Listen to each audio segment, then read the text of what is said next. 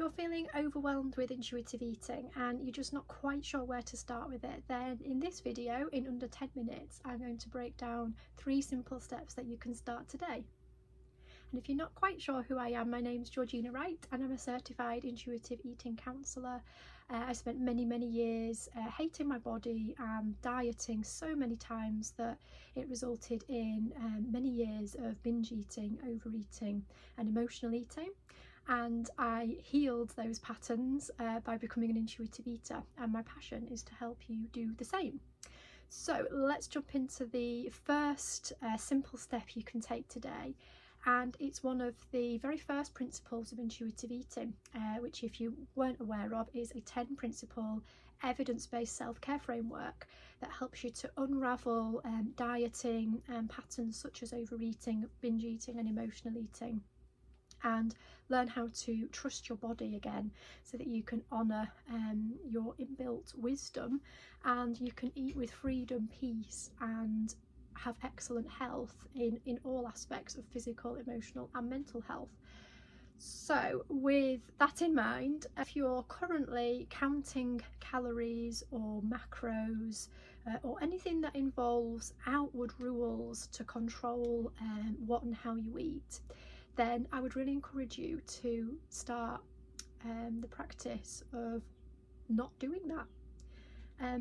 Sounds sort of easier said than done, but one of the key problems that dieting causes is it disconnects you from the internal wisdom that you've got, and that's also your physiological cues of hunger and fullness. So the more we rely on rules that are outside of ourselves, so they're external, the less we're able to listen to our internal cues, which are the cues that we're born with. And anything involving counting, measuring, weighing when it comes to food are all disruptors to us being able to listen to our cues. So even if you were just looking at letting one of those things go as a practice this week, what would you choose? And it doesn't have to be an all or nothing approach. You may just say, right, for one day this week or for one meal this week, I'm just going to not count, measure or weigh what I'm eating. So I'd love to hear how you get on with that one. So the second easy step that you can practice from today is to see how it feels to pause before a meal or snack and just consider how you're feeling. Sometimes it helps to put just a hand on the heart, just a hand on the body, so that can just sort of help you ground yourself a little bit.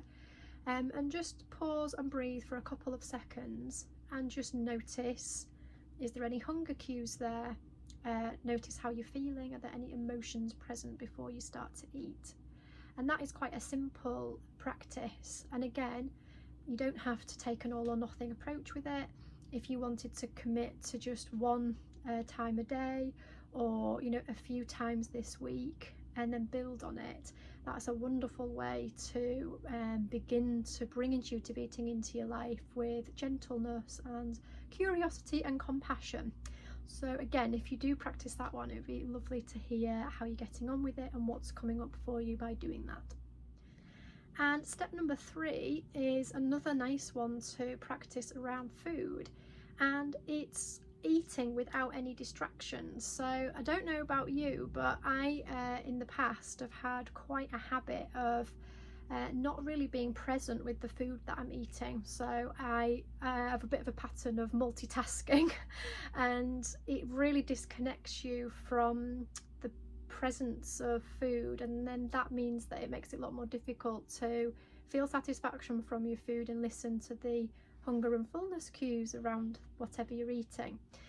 So you don't have to eat in silence, but it's a really good practice to create some space and time around your meal or snack where you can sit uninterrupted. So not scrolling on your phone, not doing work at the computer and not watching television or something on your iPad. One thing that can be quite nice is to have a little bit of music on. I've always done this practice with music because I really don't like sitting in silence, but equally if you want to just sit quietly you can.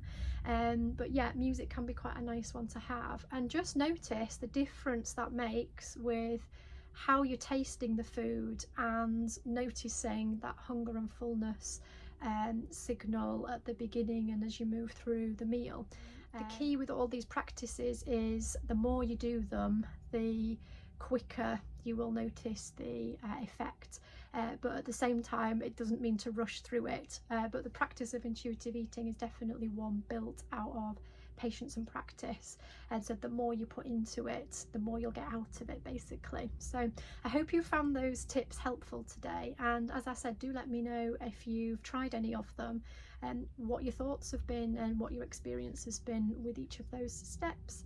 And I've linked below a beginner's guide to intuitive eating for you, so if you want to continue this journey into intuitive eating, then that's a really great guide to sort of take you into the next step of what it's all about. And I will see you in the next video. Bye.